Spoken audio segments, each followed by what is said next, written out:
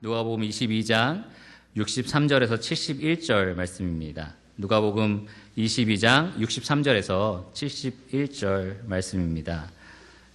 저는 오늘 이 본문을 가지고 네가 하나님의 아들이냐라는 제목으로 말씀을 드리겠습니다.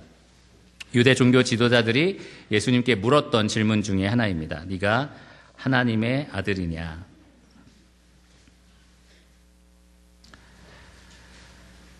오늘 우리가 이 예수님께서 유대 종교 지도자들 앞에서 이 신문당하는 장면을 함께 살펴볼 텐데요.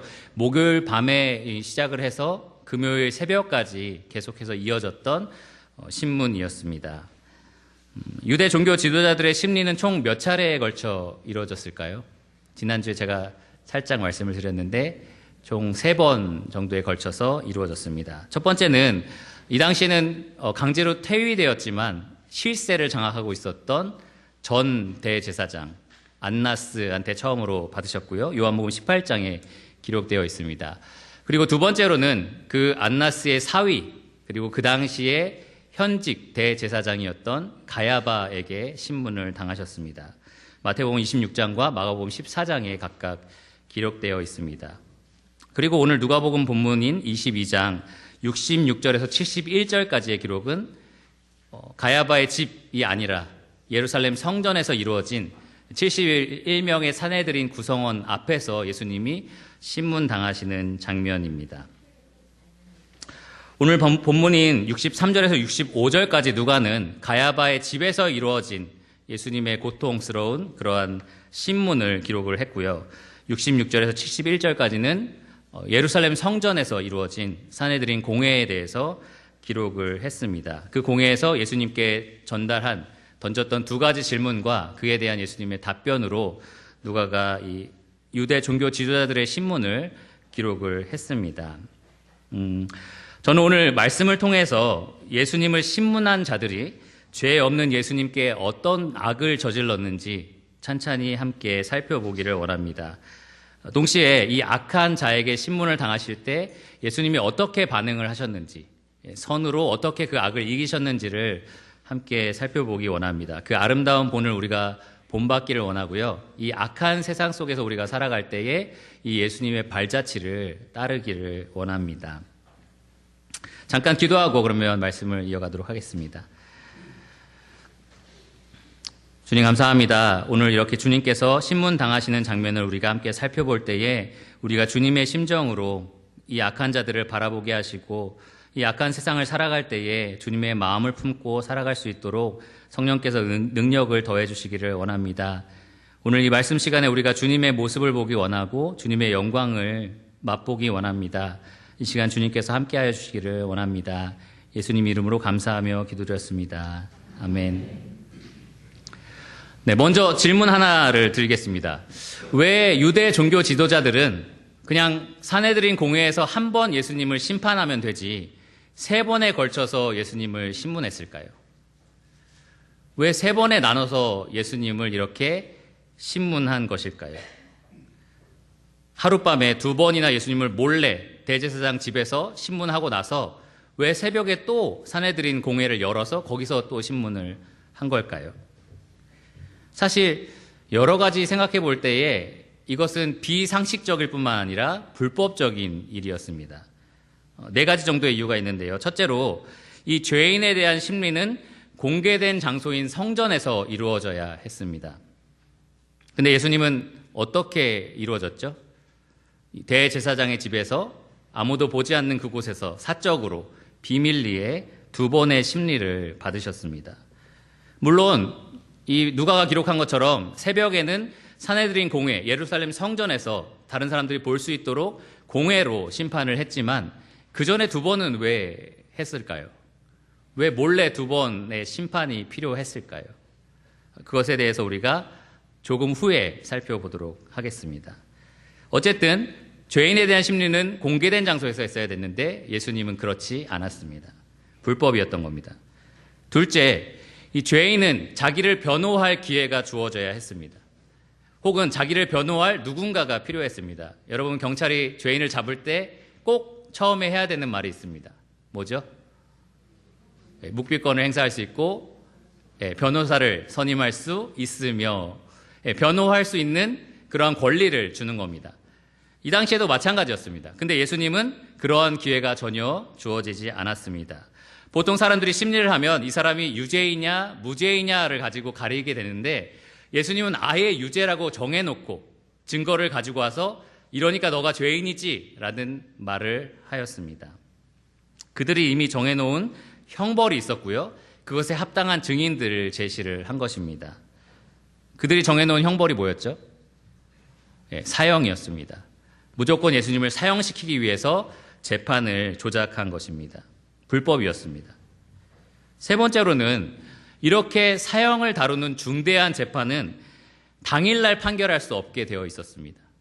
적어도 이틀의 유예기간을 주어서 이틀 동안 곰곰이 우리가 결정 내린 것이 옳은지 잘 생각해 볼 시간을 주었었습니다. 그런데 이 당시에 이틀의 유예기간을 주면 중간에 안식일이 끼어듭니다.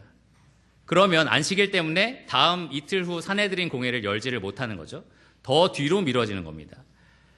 예수님을 그 당시에 바로 이렇게 사형 선고를 내리지 않는다면 꽤 오랫동안 그들이 예상한 것보다 오랫동안 예수님을 감옥에 가둬야 되는데 그 당시 사람들이 예수님에 대해서 어떤 기대감을 가지고 있었죠? 이분이 메시아다. 이분이 로마로부터 우리를 구원할 자다라는 기대가 있었습니다.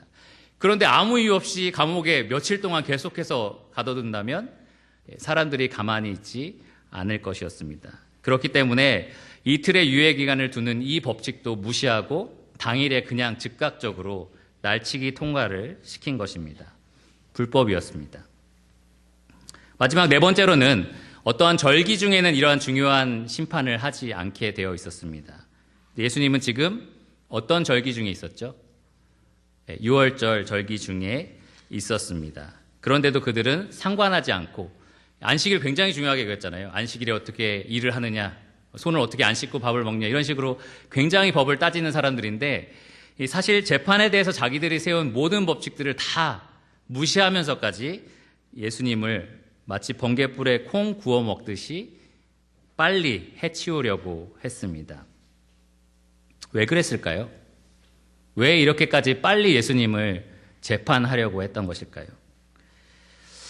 여러분들이 유대 종교 지도자다라고 한번 생각해 보십시오. 그들의 입장에서 한번 생각을 해 보십시오. 아주 옛날부터 예수님은 여러분의 눈에 가시였습니다. 어떻게든 이 사람을 죽이고자 하는 마음이 여러분에게 있었습니다. 그런데 기회가 없었고 사람들이 두려웠습니다. 그런데 정말 운 좋게 그들의 생각엔 하나님이 도우셨다고 생각했을 수도 있겠죠. 그런데 예수님의 측근 제자가 배신하겠다라고 자기들을 찾아옵니다. 그래서 그 제자를 통해서 몰래 사람들이 다 보지 못하는 깜깜한 밤에 이 예수님을 잡아다가 자기들의 소굴 대제사장의 집에 가둬둡니다. 잡아 들어왔습니다. 여러분 입장에서는 어떻게 하면 빨리 예수님을 죽일 수가 있을까요? 어떻게 하면 빨리 예수님을 없애버릴 수 있을까요? 첫째, 그냥 쥐도새도 모르게 죽인다. 가능할까요? 가능하지 않습니다. 왜냐하면 이 당시 유대 종교 지도자들에게는 사람을 죽일 권한이 없었기 때문입니다. 로마가 이스라엘을 점령하면서 유대 종교 지도자들에게 여러 가지 민법적인 것, 사법적인 것들을 심판하기에 놔두었지만 사람을 죽이는 것에 있어서는 로마 총독의 허락을 받아야만 가능하도록 만들었습니다. 그렇기 때문에 그들 마음대로 예수님을 죽일 수는 없었습니다. 그래서 이 예수님을 죽이려면 가장 합당한 방법이 로마 총독에게 데리고 가서 이 사람이 죽일 만한 사람이다라고 설득을 해야만 했습니다. 로마에게 위협이 되는 사람이니까 죽여야 된다라고 설득을 해야 했습니다. 흥미롭게도 나중에 23장에 보면 이 무리가 예수님을 잡아다가 빌라도 앞에 서게 되는데요. 그때 이렇게 말을 합니다. 이 사람은 우리 백성을 미혹하고 가이사에게 세금 바치는 것을 금하며 자칭 왕 그리스도라 하더이다. 로마가 제일 싫어하는 게 백성을 흉흉하게 만드는 것. 백성을 안정적으로 하지 않고 자꾸 소동을 일으키는 걸 제일 싫어하는데 이 사람이 백성을 미혹한다라고 지적을 하고요. 또 세금 바치는 거에 굉장히 민감한데요. 이 로마에 세금 바치는 걸 금한 사람이다라고 고발을 합니다. 그리고 마지막으로 황제의 권위에 도전하는 걸 싫어하는데 이 사람이 자칭 왕이라고 주장한다. 이렇게 고발을 합니다. 그러니까 이런 사람은 로마의 너무나 위협적인 존재인데 죽여 마땅하지 않냐라고 로마 총독을 설득하는 것입니다. 사실 예수님이 그렇게 말씀하신 적도 없죠. 그런데 죽이기 위해서 그들이 이런 방법을 택한 것입니다. 물론 로마 총독은 예수님에 대해서 그렇게까지 잘 모르니까 그들의 말을 듣고 속을 수도 있습니다. 근데 문제는 산헤드린에 모일 71명의 유대 종교 지도자들 대표들입니다. 이 71명의 유대 종교 지도자들을 어떻게 설득해서 이 사람이 죽여 마땅하다라고 얘기를 할 수 있을까요? 우리가 쉽게 오해하는 것 중에 하나가 이 당시에 모든 바리새인들은 다 예수님을 죽이고 싶어 했다. 모든 대제사장들, 모든 관리들은 다 예수님을 미워했다라는 착각입니다. 여러분, 예수님을 밤에 몰래 찾아와서 우리는 선생님이 하나님으로부터 온 스승이라고 생각합니다라고 고백한 사람이 있습니다. 누군지 아십니까? 요한복음 3장 16절을 예수님이 말씀하신 대상인데요. 니고데모입니다. 니고데모가 어떤 사람이었죠? 바리새인이었습니다. 그리고 바리새인이 말하기를 우리는 이라고 말을 합니다. 자기뿐만 아니라 여러 사람이 예수님에 대해서 그렇게 생각하고 있었다는 말입니다. 요한복음 12장 42절에 보면 또한 관리 중에도 예수님을 믿는 사람이 많았더라 이렇게 기록되어 있습니다. 그러니까 실제로 대제사장들, 장로들, 서기관들 이런 유대 종교 지도자들 중에는 예수님에 대해서 호의적인 사람들이 분명히 있었다는 거예요. 그러니까 71명의 사람들을 모아다가 이 사람들을 설득해서 이 예수라는 사람은 죽여 마땅하다라는 판결을 받으려면 그 전에 그렇게 생각하는 사람들끼리 모여서 판을 짜야 되지 않겠습니까? 그러한 분위기를 만들고 예수님을 사형시키는 게 맞다라는 분위기로 몰아가야 되지 않겠습니까? 그러니까 첫 번째, 두 번째 몰래 하는 재판이 있었던 겁니다. 예수님을 죽이고 싶어 했던 가장 핵심적인 인물인 안나스와 가야바 대제사장들뿐만 아니라 예수님을 미워하고 시기했던 여러 유대인 대표들을 미리 모아다가 미리 사전에 모의를 해서 산헤드린이 새벽에 모일 때에 그들이 원하는 그러한 판결을 내고 싶었던 것입니다. 사실 누가는 그때 어떤 일이 일어났는지 자세히 기록하고 있지는 않습니다. 그래서 제가 여러분 주보에 보면 마태복음을 기록해 놨습니다. 여러분 주보 안쪽을 보시면 오늘 설교 부분에 회당 그림 보이십니까? 네, 회당 그림 옆에 마태복음 본문이 있습니다. 이 주보가 조금 특이하죠. 왜냐하면 회당에서 일어난 사건이 아니고 여기 있는 마태복음은 비밀 모임입니다. 대제사장 가야바 집에 있었던 일들에 대해서 기록을 하고 있고요. 옆에 있는 회당은 오늘 본문인 누가복음 관련된 배경 자료입니다. 이 마태복음 26장과 또 마가복음 14장에서 우리가 이 비밀 모임에서 어떤 일이 있었는지를 살짝 알 수 있는데요. 그들은 예수님을 죽일 수 있는 거짓 증거를 찾기 위해서 열심히 노력을 합니다. 여기 본문에 보시면 마태복음 26장 59절에 대제사장들과 온 공회가 예수를 죽이려고 그를 칠 거짓 증거를 찾음에 거짓 증인이 많이 왔으나 얻지 못하더니 이렇게 기록이 되어 있습니다. 수많은 증거들을 모은 겁니다. 어떻게든 예수님을 사형에 처하기 위해서 많은 증거들을 모았던 겁니다. 유대인에게 있어서 사형에 해당하는 죄는 뭐가 있을까요? 다른 많은 것들이 있겠지만 가장 분명한 죄는 신성모독이라는 죄가 있습니다. 특별히 예수님처럼 도덕적으로 정결한 삶을 산 사람에게 어떤 간음죄나 이런 것들로 예수님을 칠 수는 없었습니다. 그러니까 조금 애매모호할 수 있는 해석의 적용을 이렇게 다양하게 할 수 있는 신성모독죄를 예수님에게 뒤집어 씌우려고 합니다. 그래서 여러 증인들, 여기 표현해 보면 많은 증인들을 데려다가 예수님이 신성모독적인 발언을 했다라는 증거를 열심히 모으려고 합니다. 그런데 실패하게 되죠. 가장 그럴듯한 증언이 나오는데요. 이 60절 후반부에 보면 후에 두 사람이 와서 이르되 이 사람의 말이 내가 하나님의 성전을 헐고 사흘 동안에 지을 수 있다 하더라 하니. 그러니까 예수님이 이런 말을 했다라는 거죠. 증인들이 와서 이 사람이 말하는데 예수님이 사흘 동안 이 성전을 다시 지을 수 있다더라. 여기하고 이 신성모독하고 어떻게 연결이 될까요? 성전, 거룩한 집, 하나님의 집, 하나님의 집에 대해서 모욕적인 발언을 했다. 그러므로 당신은 신성모독이다. 이렇게 연결고리를 찾아서 이야기를 하려고 했던 겁니다. 어쨌든 이 사람들은 무슨 빌미를 잡아서라도 이 예수님을 신성모독으로 죽이려고 했었습니다. 그런데 그나마 이 증인들의 말이 서로 엇갈려서 증거로 채택되지는 못했습니다.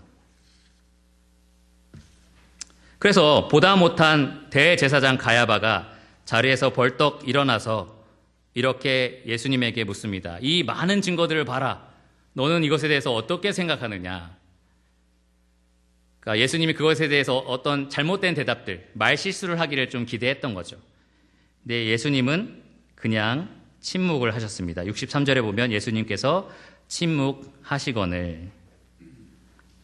그래서 답답한 거죠. 이 대제사장은 어떻게든 이 짧은 시간 안에 사형 선고 쪽으로 가게 해야 하는데 예수님이 아무 대답도 안 하시고 증거도 마땅히 없고 너무나 답답했습니다. 그래서 아주 직접적으로 예수님에게 이렇게 묻습니다. 63절에 내가 너로 살아계신 하나님께 맹세하게 하노니 자 하나님에게 맹세하고 대답해 라고 압박을 합니다. 그리고 나서 네가 하나님의 아들 그리스도인지 우리에게 말하라. 네가 하나님의 아들 그리스도냐? 라고 이렇게 질문을 합니다. 우리 생각에는 당연히 우리는 하나님의 아들 그리스도라고 믿잖아요. 그러니까 이게 뭐 대단한 일이냐? 이렇게 생각할 수 있는데요. 사실 이 당시에는 이것이 굉장히 심각한 질문이었습니다. 유대인에게 있어서는 하나님은 오직 유일하신 한 분이셨고요. 그 누구든 하나님과 비슷하다. 나는 하나님과 동격이다. 이렇게 말하면 신성모독에 해당이 되었습니다. 죽여 마땅한 죄인이 되었었습니다. 그래서 예전에 예수님이 이런 일이 있었습니다. 이 성전에서 지나가시는데 유대인이 예수님을 붙잡고 물어보는 겁니다. 당신이 그리스도면 제발 좀 밝히 우리에게 알려주십시오. 더 이상 우리를 헷갈리게 하지 마시고 그리스도면 그리스도다라고 우리에게 분명하게 말해주십시오. 이렇게 유대인이 말을 합니다. 그때 예수님은 내가 하는 것을 보면 모르냐? 내가 하는 일들을 보면 알지 않느냐라고 대답을 하시고요. 거기서 멈추면 사실 아무 문제가 없었는데 예수님이 내 아버지라고 하면서 하나님을 가리킵니다. 결국 그러면 나는 하나님의 아들이다라는 말이 되죠. 그리고 나와 아버지는 하나다라는 말도 하십니다. 그때 유대인이 어떻게 반응했는지 아십니까? 주위에 있는 돌을 손에 쥐고 예수님을 치려고 합니다. 그 자리에서 즉시 죽이려고 했었습니다. 예수님이 자기 자신을 하나님과 같다라고 말했기 때문입니다. 그때 예수님이 그들에게 말하기를 너희가 어떻게 내가 하나님의 아들이다 라고 말했다고 해서 신성모독으로 죽이려고 하느냐 이렇게 물으십니다. 그러니까 유대인들의 입장에서는 하나님의 아들이다 라고 말하면 곧 신성모독죄에 해당하는 것이고요. 그 즉시 돌로 쳐도 되는 그만한 죄가 되는 것이었습니다.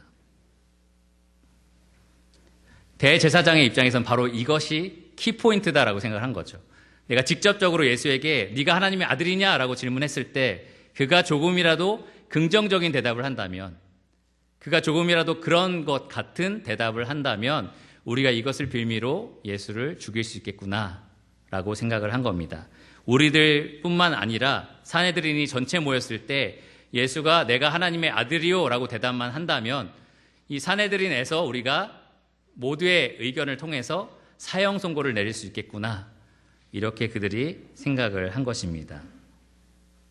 아마 예수님을 지지하는 수많은 사람들도, 많은 유대인들도 이 재판 광경을 봤다면, 예수님이 내가 하나님의 아들이다 라고 말하는 것을 듣기만 한다면 그리스도라고 엄청 좋아했지만 쉽게 등을 돌릴 것입니다. 그리스도라면 하나님에 대해서 신성모독하는 발언을 할 수가 없어. 아마 유대인들은 분명히 그렇게 생각을 했을 겁니다. 그리스도는 인간 영웅으로서 로마 정부를 무너뜨리고 이스라엘을 회복시킬 하나님이 보낸 영웅 같은 존재인데 어떻게 그가 하나님을 나와 같다라고 그런 신성모독을 할 수 있겠어? 라고 백성들이 생각을 했을 겁니다. 그렇기 때문에 예수님의 입에서 내가 하나님의 아들이다 라는 말만 나오면 이 사람들이 원하는 모든 것들이 이루어질 수 있었습니다. 그렇다라고만 말하면 되는 것입니다. 이 비밀 모임에서 대제사장이 예수님에게 네가 하나님의 아들 그리스도냐라고 물었을 때 예수님은 그 전처럼 침묵하셔도 됐습니다.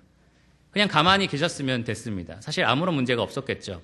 증거도 없고 아무런 문제도 없고 산헤드린의 이 문제를 그대로 가져가도 예수님이 침묵만 하셨다면 사실 사람들의 그러한 맹렬한 공격을 받지 않으셔도 됐습니다. 하지만 예수님은 간접적으로 그러나 분명하게 답하셨습니다. 마태복음 26장 64절에 네가 말하였느니라. 네가 말한 대로 나는 하나님의 아들이다. 하나님의 아들 그리스도다라고 말씀을 하십니다. 그리고 곧바로 이렇게 담대하게 선포를 하셨습니다. 마태복음 26장 64절에 내가 너희에게 이르노니 이후에 인자가 권능의 우편에 앉아 있는 것과 하늘 구름을 타고 오는 것을 너희가 보리라. 네가 말하였다라는 말로만 충분히 예수님을 신성모독으로 몰아세울 수 있었는데요. 예수님은 거기에 마침표를 찍으셨습니다. 대제사장은 아마 속으로 쾌재를 불렀을 겁니다. 됐다. 이거면 충분하다라고 아마 기분 좋아했을 겁니다. 하나님 보좌에는 오직 하나님만 앉으실 수 있습니다. 그런데 그 하나님의 권능의 보좌의 우편에 내가 앉을 것이다라고 예수님이 지금 주장을 하셨습니다. 이것은 분명히 신성 모독이었습니다. 그들에게 있어서는 분명한 문제가 되었습니다. 그래서 마태복음 말씀을 계속 보시면 대제사장이 65절에 굵은 글씨로 제가 표시를 해놨는데요. 자기의 옷을 찢습니다.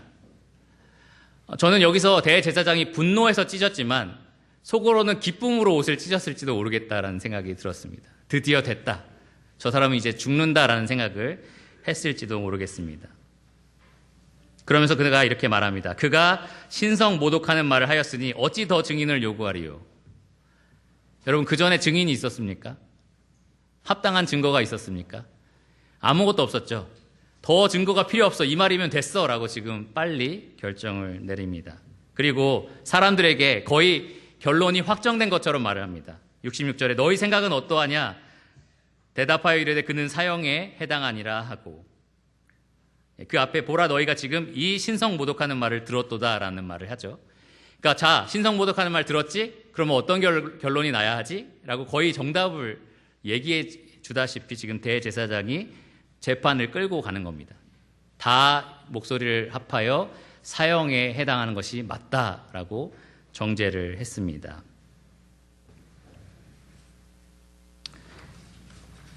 이 대제사장 집에 있었던 이 비밀 모임이 이렇게 진행되고 있었고요. 누가가 22장 63절에 기록하고 있는 내용은 바로 그 뒤에 이어지는 내용입니다.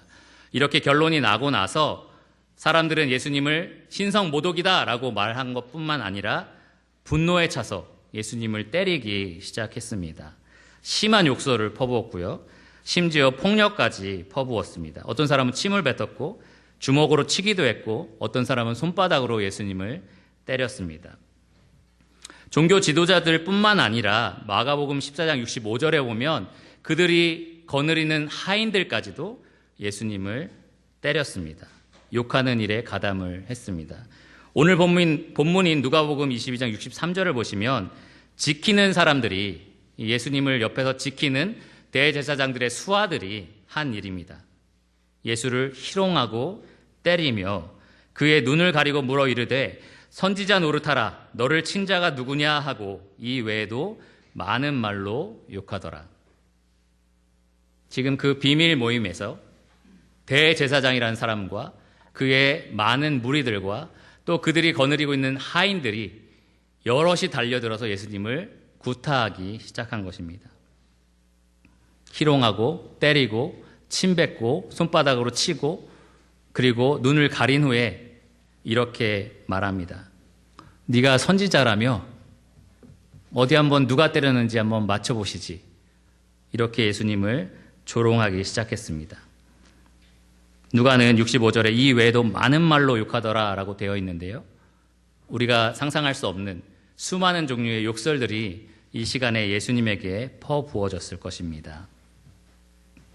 오늘 아침에 우리가 예배를 드리면서 주님은 찬양과 감사와 영광을 받으시기에 합당하십니다라고 우리가 고백을 했죠.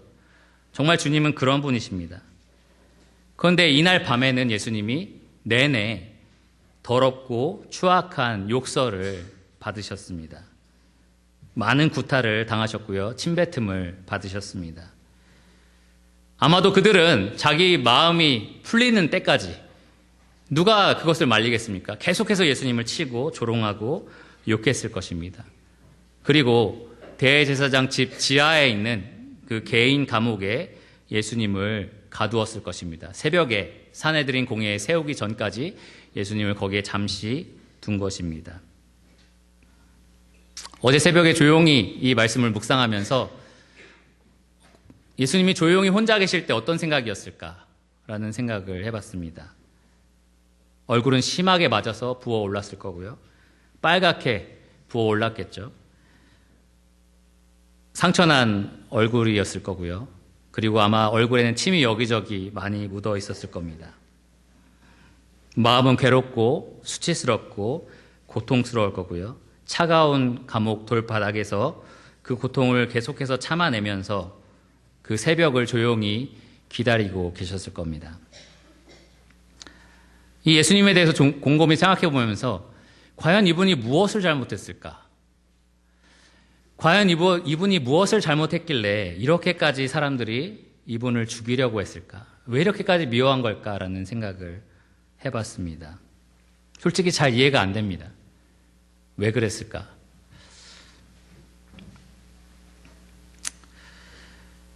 이제 날이 샜고요. 66절에 보시면 날이 새고 백성의 장로들 곧 대제사장들과 서기관들이 모여서 예수를 산헤드린 공회에 세웠습니다. 예루살렘 성전의 측면에 있는 공회당, 뜰 절단석이라는 곳에 공회당이 열렸는데요. 그 공회당에서 이 대제사장이 회의 의장으로 있고요. 여러분 주보에 있는 그림처럼 반원형으로 사람들이 70명이 나눠서 자리에 앉습니다.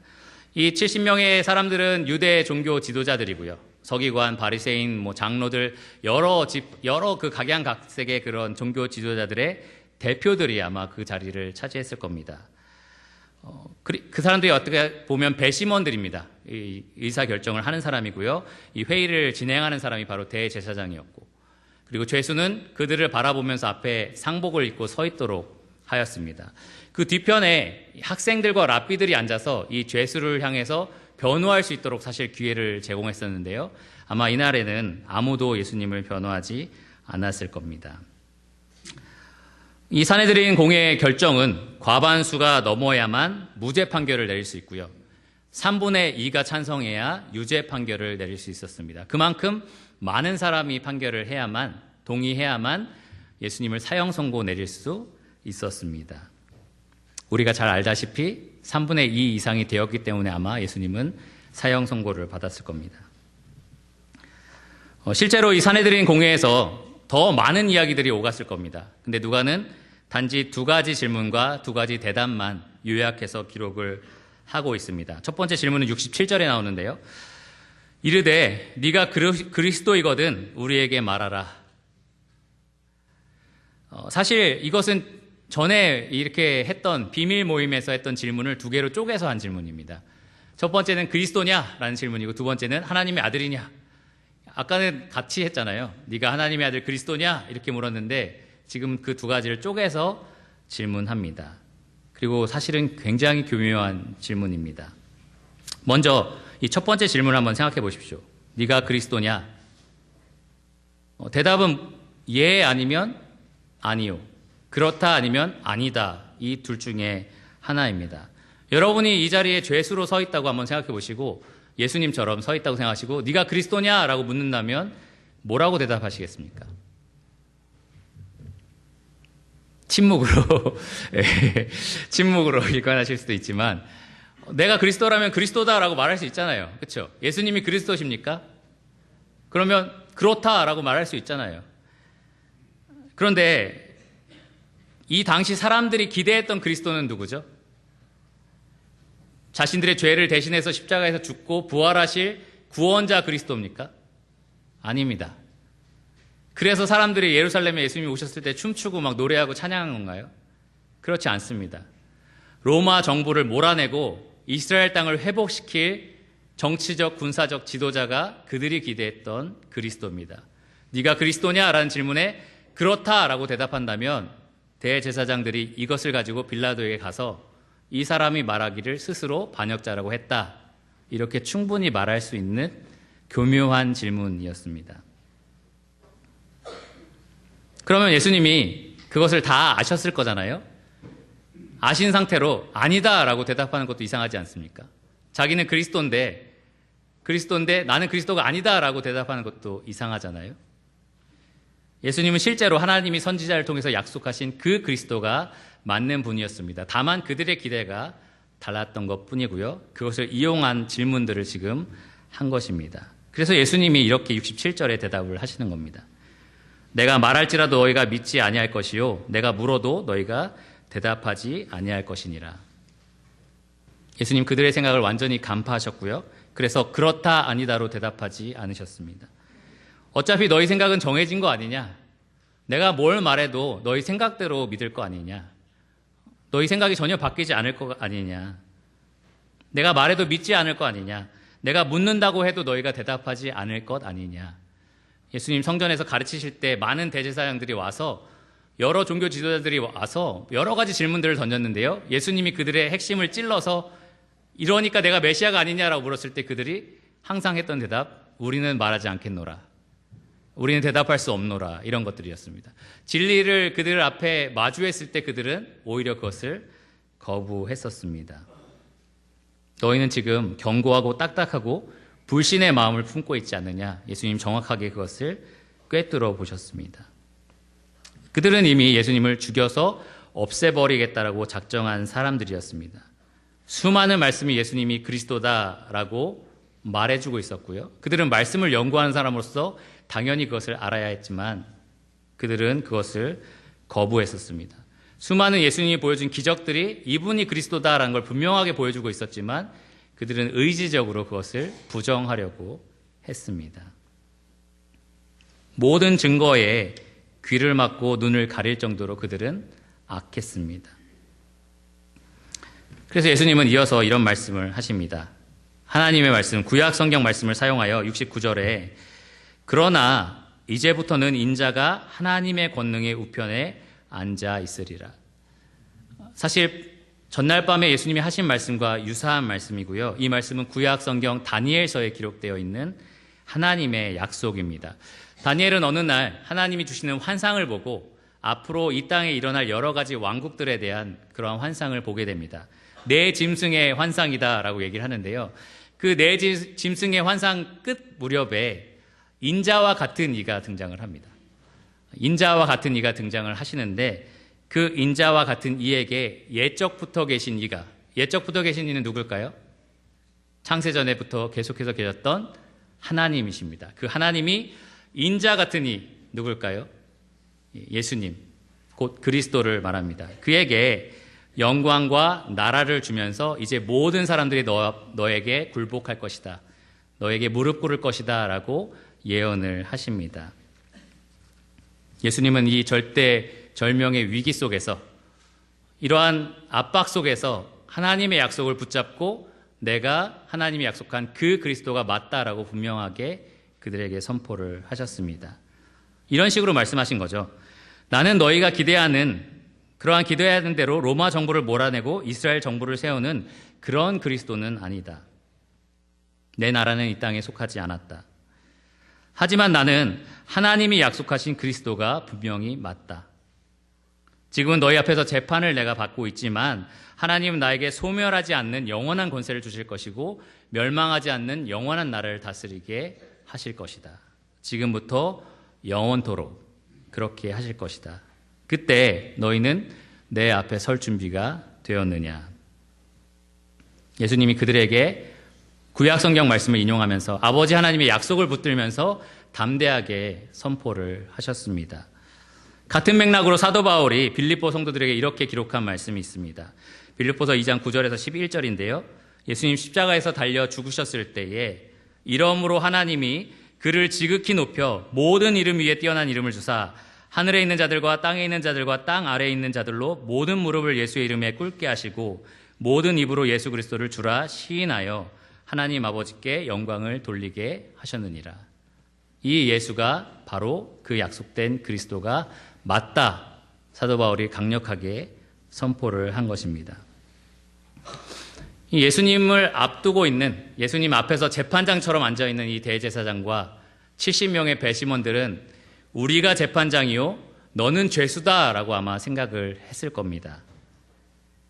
근데 사실 그렇지 않았습니다. 예수님은 아버지의 뜻에 따라 이 모든 재판을 참고 계신 것이었고요. 십자가에서 죽으시기까지 복종하고 계셨을 뿐입니다. 진실은 이것인데요. 그 죽으신 예수를 아버지가 높여서 모든 산자와 죽은 자를 심판할 그 자리에 높여 세우실 것이었습니다. 지금은 이렇게 예수님을 완강하게 거부하고 예수님을 죽일 정도로 미워할지라도 언젠가 그들은 예수님 앞에 서서 심판을 받게 될 것입니다. 그들이 자발적으로 예수님 앞에 무릎을 꿇고 예수님을 영원히 경배하든지 아니면 억지로 무릎이 꿇려서 하나님 앞에 굴복하든지 모든 사람의 운명은 둘 중에 하나입니다. 여러분들은 어떤 준비가 되셨습니까?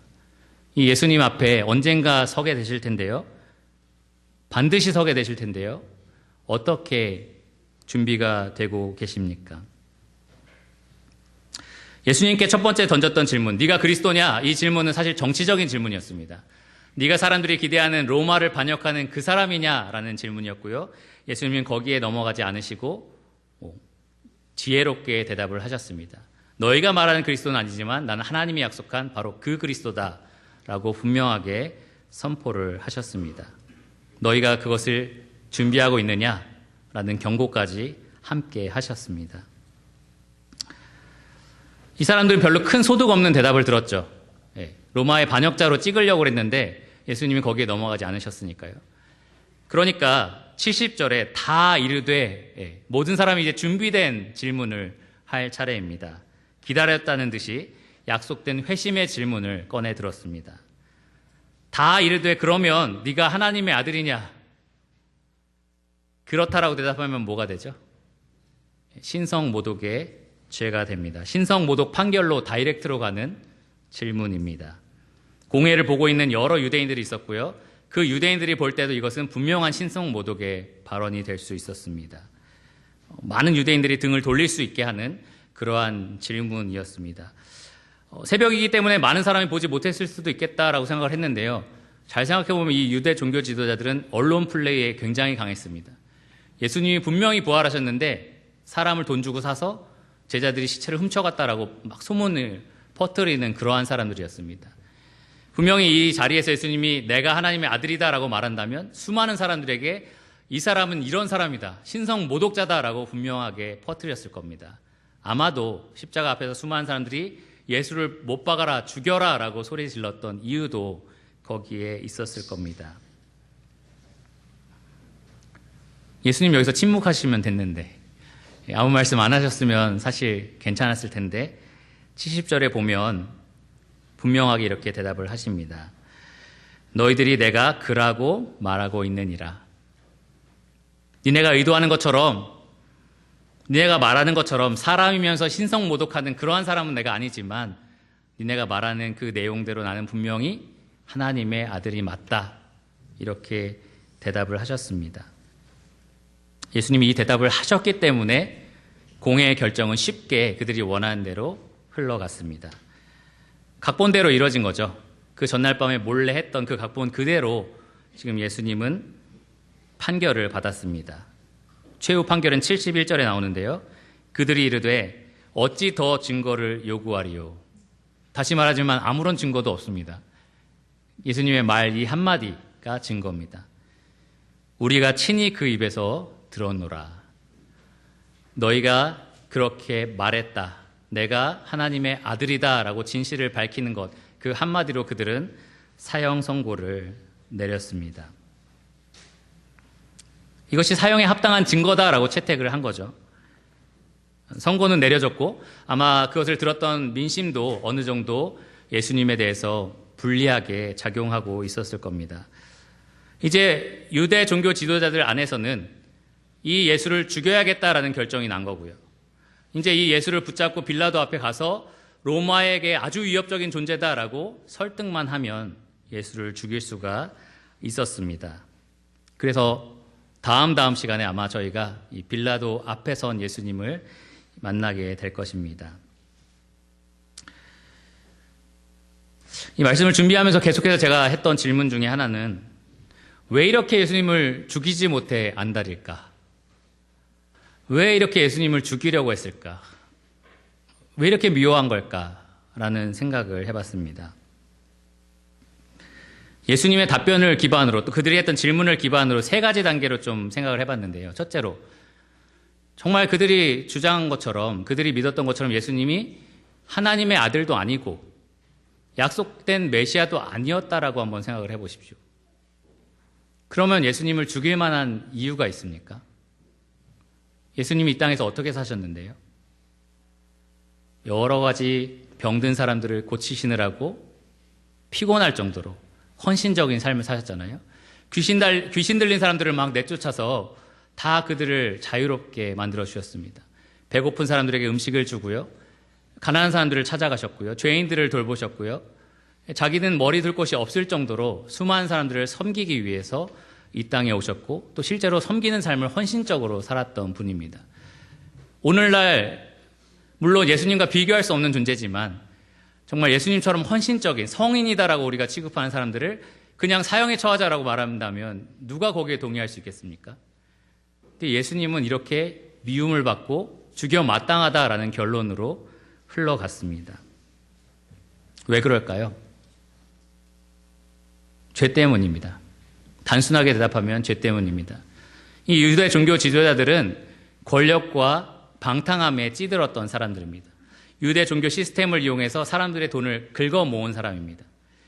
제사장 제도를 이용해서 사람들이 짐승을 가져오면 이건 합당하지 않아 라고 바꾸면서 차익을 챙기고 돈을 환전하면서 차익을 챙기고 또 법도 이상하게 적용을 해서 과부들의 가산을 삼키고 이런 식으로 자기들이 권력을 이용하고 돈을 누리고 방탕하게 살았던 그러한 사람들입니다. 그러면서 자기들은 전통과 율법에 철저하기 때문에 남들과 다르게 우리는 의인이야 라고 자랑했던 외식쟁이들이었습니다. 그러한 그들의 죄를 예수님께서 하나하나 드러내 보여주실 때에 그들은 하나님 앞에서 말씀을 다루는 사람으로서 정말 우리가 죄인입니다 라고 했어야 됐는데 자기의 죄를 지적하는 그 사람을 제거해야겠다라는 생각을 합니다. 죄가 이렇게 무섭습니다. 그 죄를 드러내는 존재를 없애버리고 싶을 만큼 오히려 겸손히 낮아져서 회개하는 것이 아니라 그 죄를 지적한 사람을 죽이고 싶을 정도로 죄는 무섭고 악랄합니다. 우리도 그렇지 않습니까? 여러분의 친구들이 당신은 그게 문제야. 친구라고 하지 말고 아내라고 할까요? 혹은 남편이라고. 당신 참 이게 어려워. 이게 문제야 라고 했을 때 정말 겸손하게 그래 내가 참 그게 문제네. 회개해야겠다 라고 하십니까? 아니면 근데 당신은 이게 문제야 라고 대답을 하십니까? 아니면 방을 닫고 아내가 없는 것처럼 혼자 평안한 공간에서 난 아무 문제 없어 라고 생각하진 않으십니까? 우리가 그렇게 죄인입니다. 이 사람들하고 똑같이 죄인입니다. 하나님께서 말씀으로 우리의 죄를 드러내 주실 때에 사람들을 통해서 우리 죄를 보게 하실 때에 우리는 회개하고 하나님께 돌이키기보다는 이 죄를 드러내는 것들을 없애버리고 싶어 합니다. 그만큼 우리가 죄인이고요. 바로 그러한 죄가 예수님을 사형 선고 내리는 데까지 가게 한 것입니다. 둘째로 예수님이 하나님의 아들은 아니지만 약속된 메시아는 맞았다라고 한번 생각해 보십시오. 사실 이론적으로 말이 안 되는 거지만 하나님의 아들은 아니지만 어쨌든 약속된 선지자나 훌륭한 스승이었다라고 한번 생각을 해보십시오. 그럼 예수님을 죽여야 될까요? 왜 예수님을 죽여야 되죠? 이 유대 종교 지도자들은 죽여야 된다고 생각했습니다. 수많은 사람들이 자기들을 따르고 있었는데 이 예수를 따르는 것들에 대해서 굉장히 시기를 했습니다. 빌라도는 이 사람들이 예수님을 잡아오는 걸 보고서 그들이 시기 때문에 넘겨주는 것을 알았다라고 이야기를 합니다. 이들은 예수님께 가는 영광을 자기들이 독차지하기를 원했습니다. 그것이 얼마나 심각한지 이 예수님이 보여주는 말씀이라든지 구약의 성경들을 이루어내는 모습들을 다 보면서도 이 예수님을 부정하고 죽이려고 했습니다. 이분만 없어진다면 자기들 세상이고 자기들 중심적인 세상이 된다라고 생각을 했던 것입니다. 그분이 메시아라도 약속된 그리스도일지라도 그들은 죽였을 것입니다. 사실 우리도 그렇습니다. 우리 안에 있는 죄가 똑같은 짓을 합니다. 예수님이 분명하게 내 삶의 주인이 되셔서 내 삶을 원하는 대로 움직이고 싶어 한다는 걸 우리가 알면서도 말씀을 보면서 하나님이 이것을 원하시고 내가 여기에 순종하겠구나 라는 것을 보면서도 우리는 내 중심적으로 내가 기뻐하는 대로 내 욕구가 채워지는 대로 살고 싶어 합니다.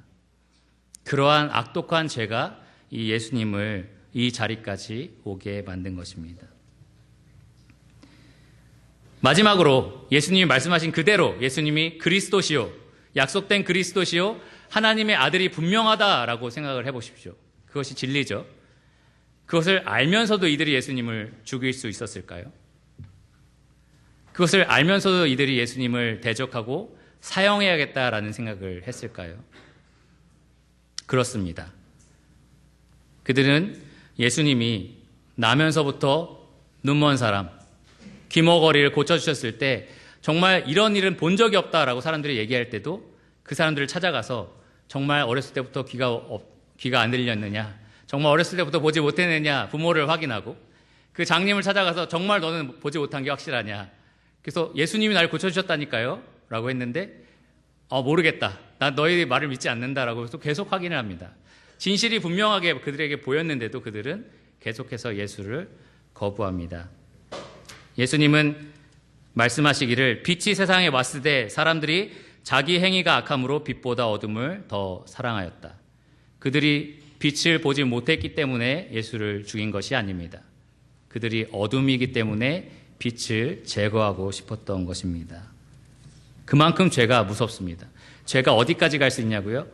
하나님 그분을 죽이고 싶을 만큼 죄는 악랄하고 무섭습니다. 크든 작든 죄가 거기까지 갈 수 있습니다.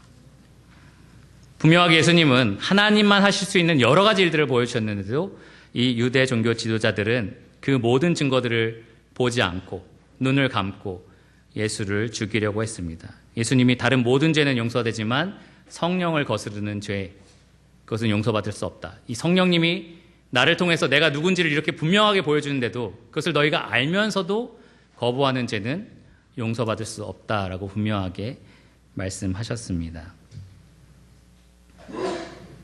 이런 죄가 우리에게도 있습니다.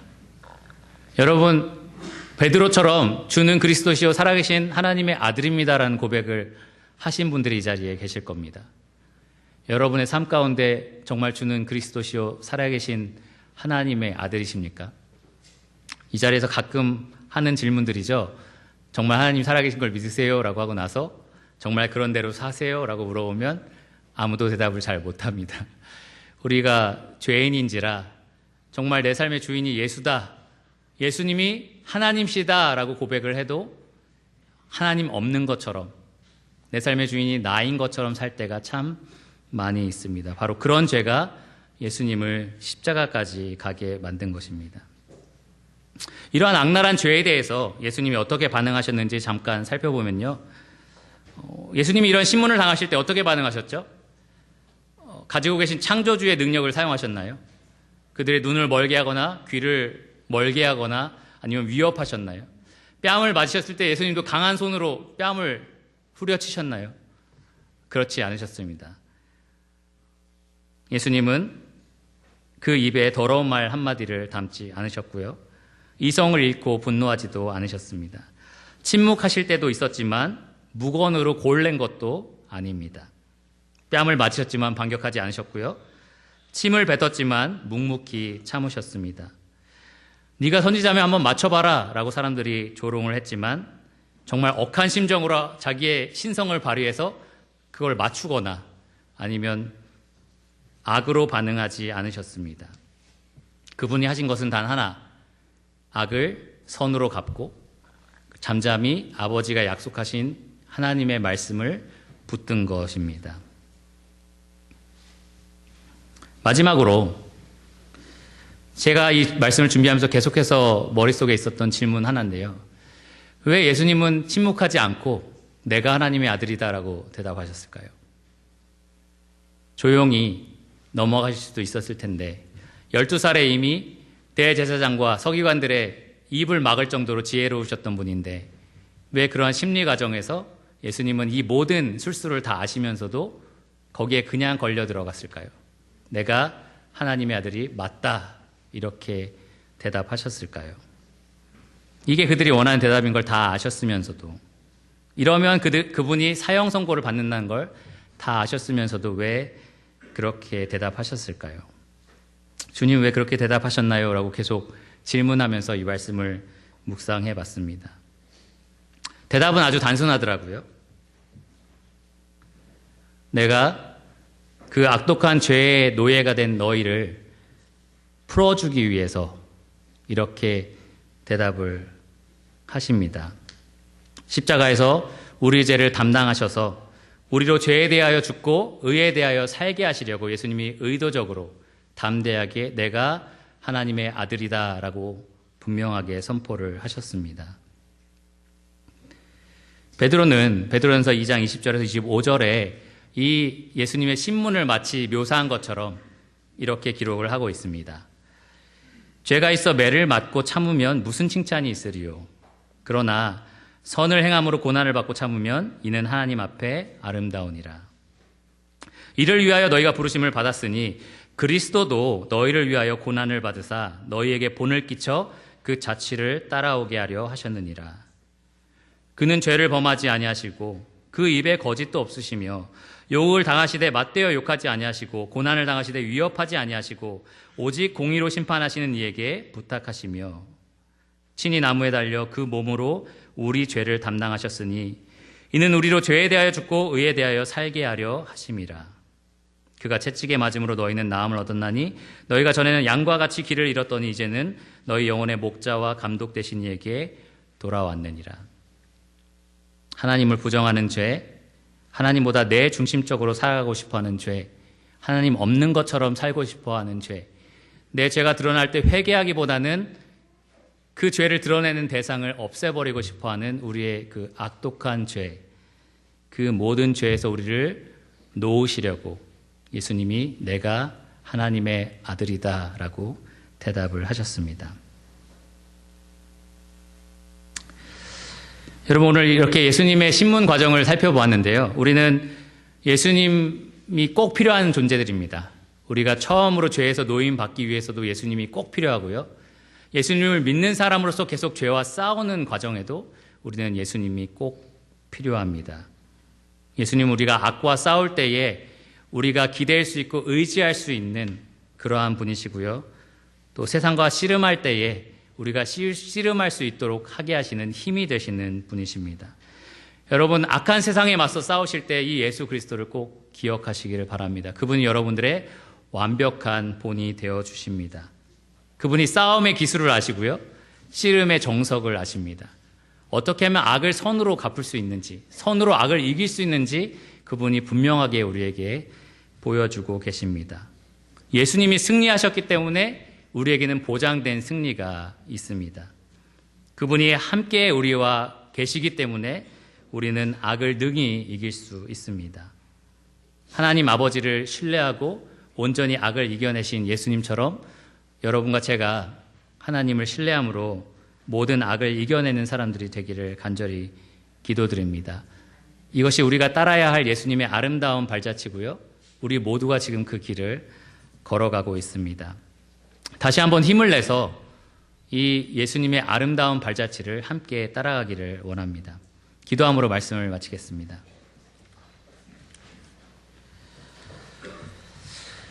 주님 감사합니다.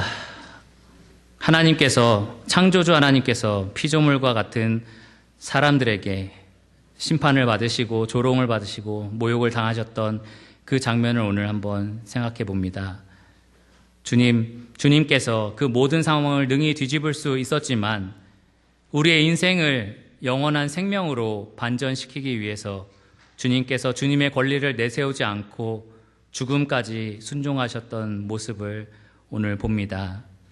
그 모습은 단지 우리를 죄에서 구원하신 것뿐만 아니라 우리가 이 악한 세상에서 하나님이 기뻐하시는 삶을 살아갈 때에 반드시 따라야 할 아름다운 발자취인 것을 보게 됩니다. 주님, 우리는 참 연약하지만 주님이 힘을 주셔서 우리의 본이 되시고 우리의 대장이 되어 주셔서 이 악한 세상을 맞서 싸울 수 있도록 도와주시기를 원합니다. 선으로 악을 이겨낼 수 있도록 도와주시고 주님께서 그토록 끊어내기 원하셨던 이 악독한 죄를 피 흘리기까지 대항하며 싸울 수 있도록 우리에게 힘을 더하여 주시기를 원합니다. 이 모든 것을 예수 그리스도의 이름으로 감사하며 기도드렸습니다. 아멘.